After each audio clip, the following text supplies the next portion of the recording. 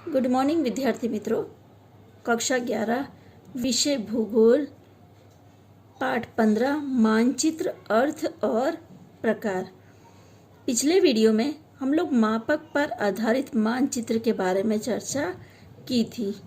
यहाँ पर उद्देश्य आधारित मानचित्रों के बारे में जानकारी प्राप्त करने वाले हैं।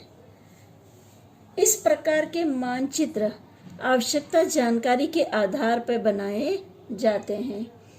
उद्देश्य एवं उपयोगिता के आधार पर बनाए जाने वाले मानचित्र उसमें दर्शाए जाने वाले प्राकृतिक और सांस्कृतिक जानकारियों के आधार पर दो उपविभागों में वर्गीकृत किए जाते हैं।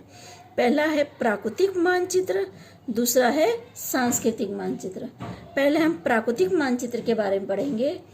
कुदरती या प्राकृतिक तत्वों को दर्शाने वाले मानचित्रों को प्राकृतिक मानचित्र कहते हैं।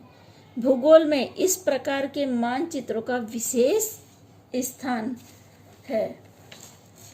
प्राकृतिक मानचित्र में भूपृष्ठ के मानचित्र, इसमें क्या क्या दर्शाए जाते हैं हम उसके बारे में आपको मैं जानकारी देती हूँ। भूपृष्ठ के मानचित्रों में पर्वत, मैदान, पठार, जलीय परिवहन दर्शाए जाते हैं। मौसमी मानचित्रों में मौसम के तत्व, तापमान, हवा, वातावरण का दबाव आदि की दैनिक स्थिति दर्शाते हैं। जलवायवीय मानचित्र में जलवायु के तापमान, वर्षा, हवा आदि के लंबे अंतराल की स्थिति दर्शाई जाती है। भूमीय मानचित्र में भूमि के लक्षण, उसके प्रकार, उपयोग, वितरण दर्शाए जाते हैं। वन्य जीवों के मानचित्रों में राष्ट्रीय उद्यान, अभयारण्य आदि का विवरण दर्शाया जाता है। ये इतने मानचित्रों में इतनी जानकारी दर्शाई जाती है। इसके उपरांत खनिज, वनस्पति, घास के मैदान, जलीय परिवहन आदि प्राकृतिक संसाधन दर्शाने वाले भूस्तरीय संरचना, समुद्रीय जलीय क्षेत्र, खगोलीय जानकारी दर्शाने वाले मानचित्र को प्राकृतिक मानचित्र कहते हैं। यह हमने प्राकृतिक मानचित्र के बारे में जाना। अब हम सांस्कृतिक मानचित्र के बारे में पढ़ेंगे। इस प्रकार के मानचित्रों में मानव सृजित जानकारी का आलेखन किया जाता है। मनुष्य की विविध आर्थिक प्रवृत्तियों का निर्देश इस प्रकार के मानव चित्र में विशेष रूप से किया जाता है। इसमें कृषि, परिवहन मार्ग, औद्योगिक केंद्र, नगर, बंदरगाह, देश के राजकीय विभाग, राज्यों की राजधानी, गांव, बस्तियां आदि जानकारी दर्शाई जाती है।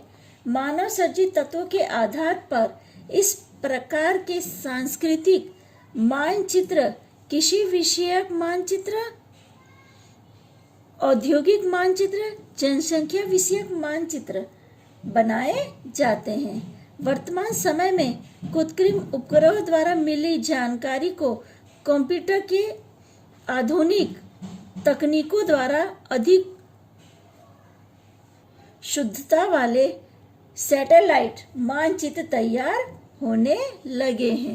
यानी पहले जो मानचित्र तैयार होते थे वो लोग जाकर उस स्थान पर उस स्थान के बारे में जानकारी प्राप्त करके बनाते थे, पर आज जो सैटेलाइट से हमें मानचित्र प्राप्त हो रहे हैं वो मानचित्र एकदम शुद्धता वाले मानचित्र तैयार होने लगे हैं। अगला टॉपिक है मानचित्र के अंग। मानचित्र यानी नक्शे के मुख्य अंग कौन कौन से हैं, हम इसके बारे में इस टॉपिक में पढ़ने वाले हैं।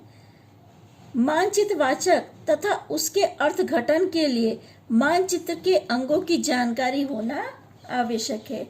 मानचित्र वाचक के लिए मानचित्र के अंगों की जानकारी जितनी अधिक मानचित्र का वाचन और अर्थघटन उतना ही सचोट और अर्थपूर्ण बनता है।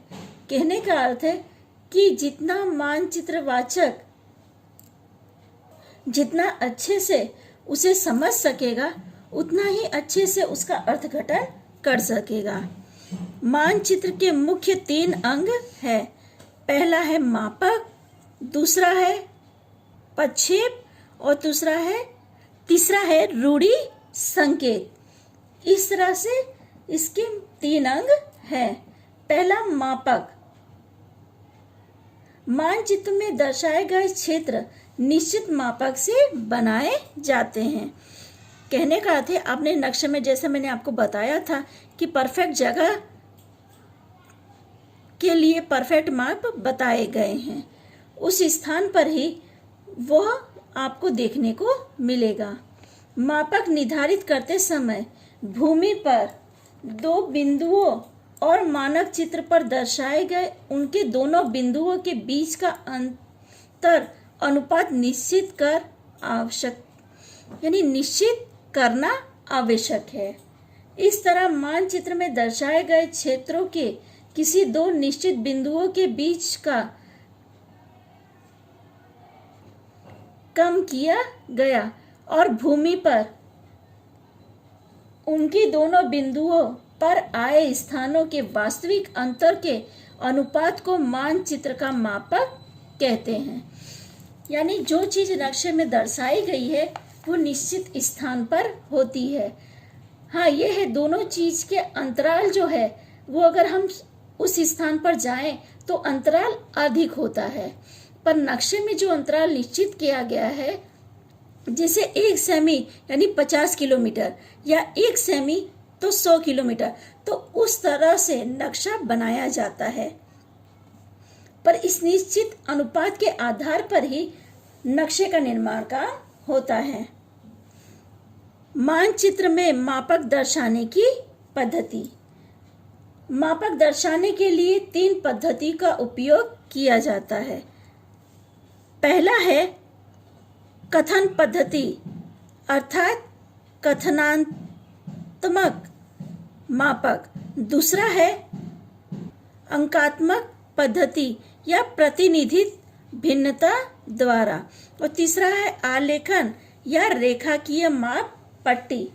इस तरह करके 3 माप दर्शाने के लिए 3 पद्धतियों का उपयोग किया गया है।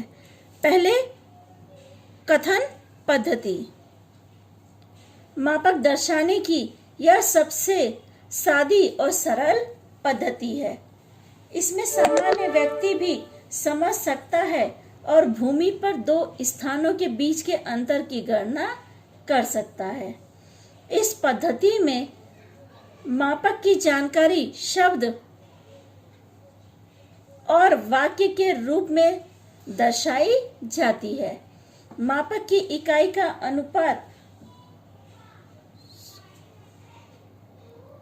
सूचक चिन्हों का उपयोग नहीं होता। इसमें 1 सेमी यानी 10 किलोमीटर के रूप में लिखा जाता है। इस पद्धति में कथन का उपयोग होने से इसे कथन पद्धति कहते हैं।